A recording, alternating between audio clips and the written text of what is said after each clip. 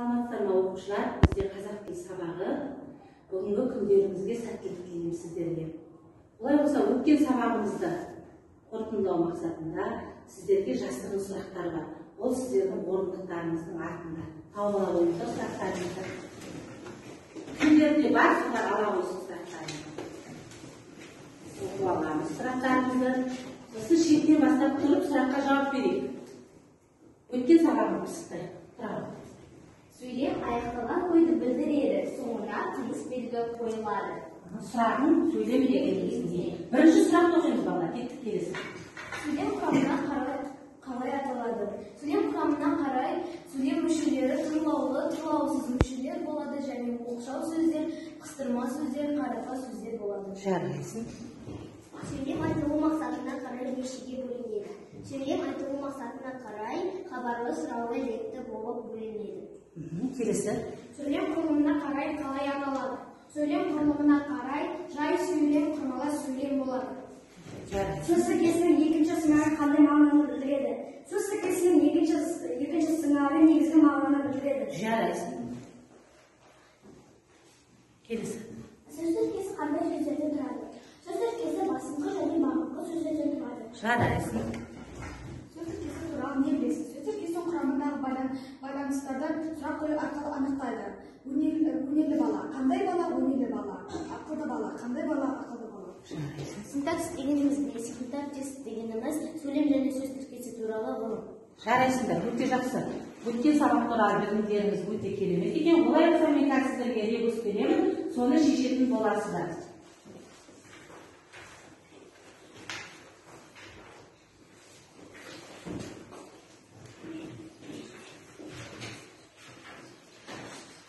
Ақылдасып шеше қояйық ребусымызды.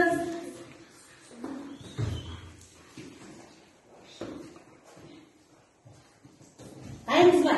Олай болса кеттік. Айтауы, қандай сөз шықты сіздерде? Жай. Сөйлем. Мен. Құрмалас сөйлем. Олай болса, бүгінгі біздің жаңа сабағымыздың тақырыбы жай сөйлем мен құрмалас сөйлем. Енді сабағымызды бастамас бұрын ойын ойнап жіберейік. Ана жерде сыңарын тақ деген ойын, қолғаптарды сыңарын табу керек. Екі оқушы шыға қойыңдаршы. Ана жерде сөйлемдер берілген. Осы сөйлем, жай сөйлемдерді бір-бірімен байланыстыруымыз керек. Ал байланыстыра қойыңыздар.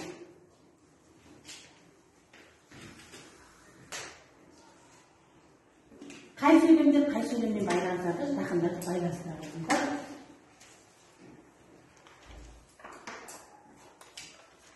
Енді бірінші сөйлемді оқи қой. Асан білімді болып өсті, бірақ тәртібі нашар еді. Асан білімді болып өсті, бірақ тәртібі нашар еді. Қандай сөйлем мынау? Жай. Екі жай сөйлем, екеуін қосып бір күрделі сөйлем шығарды. Жақсы, келесі оқи қой. Әдептілік адам бойында бірден қалыптаспайды. Ол қоршаған ортаның жақсы тәрбиенің жемісі. Екі жай сөйлемнен бір күрделі сөйлем шықты. Келесі. Биыл қыс суық болды, бірақ қар аз жауды. Екі жай сөйлемнен бір күрделі жай сөйлем шықты. Бір күрделі сөйлем шықты. Олай болса, қорыта келгенде екі жай сөйлемнен бір күрделі сөйлем шығарамыз. Бұндай сөйлемдер құрмалас сөйлемдер деп аталады. Құрмалас сөйлемдердің мына құрамындағы жай сөйлемдер мағынасы жағынан бір-біріне байланысу керек. Екі жай сөйлемді алып, оны құрмалас сөйлем жасауға болмайды. Міне, мына жерде екі қолбақ қалып қойып тұр. Сөйлемді оқи қойшы. Торт өте тәтті екен. Жазда өзенге суға түстік. Міне, екі жай сөйлем. Бірақ осы екі жай сөйлемнен бір күрделі сөйлем шығаруға бола ма? Болмайды, себебі бұл сөйлемдердің құрамындағы мағынасы бір-біріне байланысып жатқан жоқ. Енді қараңыздар. Өз сыңарын таптық па екен, қараңдар. Қолғаптардың сыңары табылды ма? Сыңары табылды. Өте жақсы, бұл жай сөйлеммен құрмалас сөйлем шығарды. Ал мына екеуінің сыңары табылған жоқ. Себебі бұлар екі жай сөйлем болғанмен мағынасы бір-біріне байланысып жатқан жоқ. Өте жақсы, керемет, отыра қойыңыздар. Келесі сіздерге тапсырма. Бұл ғажайып үштік деп аталады. Үш адамнан тапсырма орындаймыз. Бірінші сіздердің тапсырмаларыңыз біздің бөліміміздің тақырыбы құндылықтар болғаннан кейін әдептілік деген мәтін беремін. Осы мәтінді жақсылап оқып алыңыздар да жоспар құрып эссе жазасыздар. Дайындала беріңіздер. Келесі сіздің тапсырмаларыңыз. Сіз үштіктің тапсырмасы көркем жазу. Сөйлемді аяқтайсыңдар және тақтаға жазасыздар. Келесі сіздердің тапсырмаларыңыз семантикалық карта. Үшеуіңіз бірігіп орындайсыздар. Сіздердің тапсырмаларыңыз ойланып сәйкестендіресіздер. Келесі сіздердің тапсырмаларыңыз қате жазылған тыныс белгіні тап. Ал жаза қойыңыздар, оған жоқ қолданып өтеміз. Жақсылап оқып есте жазамын.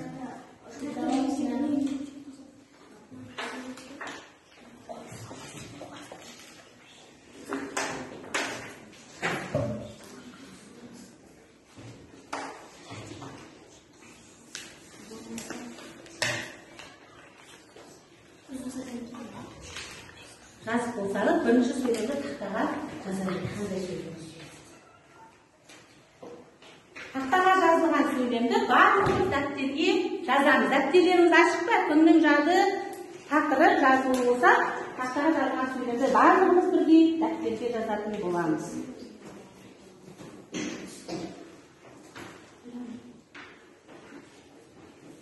Барлығымыз дәптерге тақтаға жазылған сөйлемді жазамыз.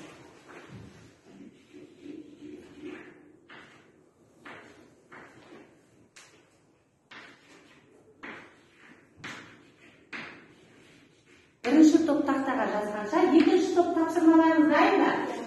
Жақсы, келе қойыңыздар. Тапсырманы орындайық. Сіздерге берген тапсырма семантикалық карта. Ал сөйлемді оқиды. Қазақ жай сөйлем. Келесі табиғатқа жатады. Себебі ол тұрмыс алады. Құрмалас сөйлем. Тас жансыз табиғатқа жатады. Өйткені ол тыныс алмайды, өспейді. Ол құрмалас сөйлем. Күзде құстар жылы жаққа ұшып кетеді. Ол жай сөйлем. Жарайсыңдар. Өте жақсы. Мына топтың тапсырмасы өте жақсы орындады.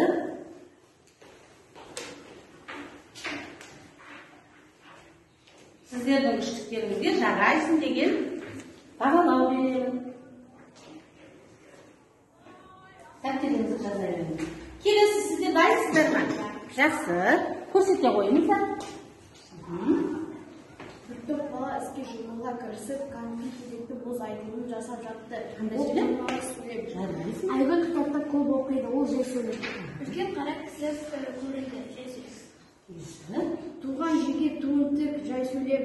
Шәкірт білімді болса, ұстазы қуанады, құрмалас сөйлем. Құрмалас сөйлем. Жарайсыңдар балалар. Өте жақсы. Сіздерге де осындай бағалау беремін. Жарайсыңдар деген. Жақсы. Дәптеріңізге жаза беріңіздер.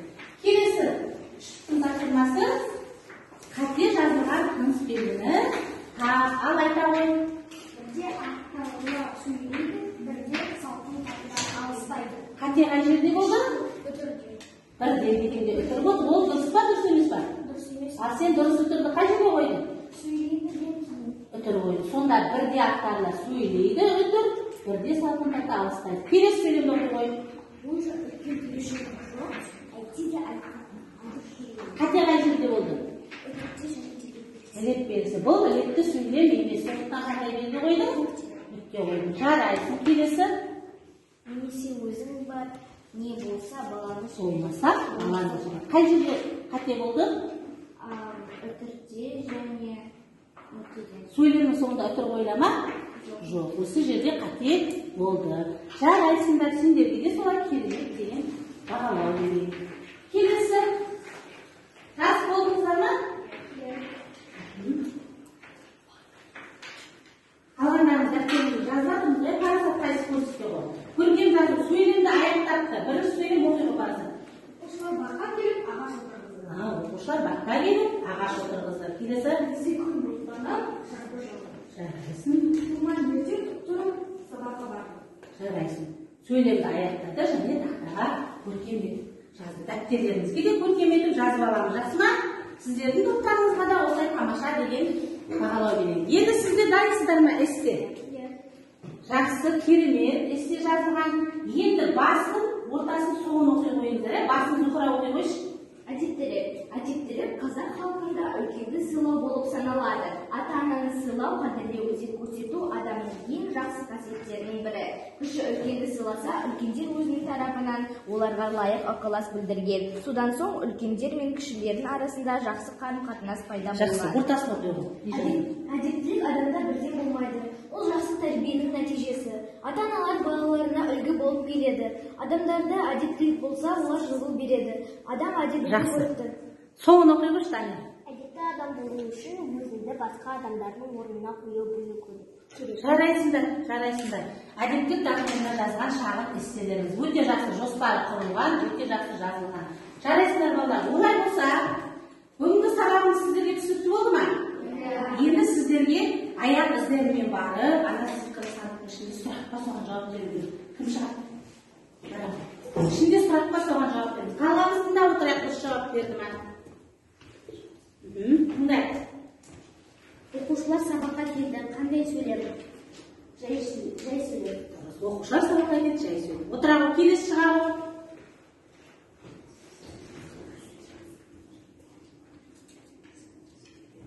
Құрмалас сөйлемге мысал келтір.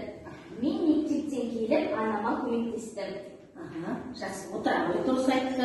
Келесі, келе ғой. Соңғы сұрақ. Апайға барып айтамын. Құрмалас сөйлем дегеніміз не? Құрмалас сөйлем негізгі ойды білдіреді. Ол екі жай сөйлемнен құралады. Бұл жай сөйлемдер бір-бірімен байланысуы керек. Мағынасы жағынан бір-бірімен байланысуы керек. Жарайсыңдар, өте жақсы. Керемет. Олай болса, жаңа сіздердің сабаққа белсене қатысқандарыңыз үшін балдық жүйеде барлығыңызды бағалайтын боламын. Бүгінгі сабаққа өте жақсы түсінсеңіздер, білім бөлектері алдарыңызда, көк гүлге өте жақсы түсінсеңіздер, жартылай түсінсеңіздер, сұрақтарыңыз болса сары гүл, ал енді ешқандай сабаққа түсінбесеңіздер, қызыл гүлге стикерлерді жақтыра қойыңыздар.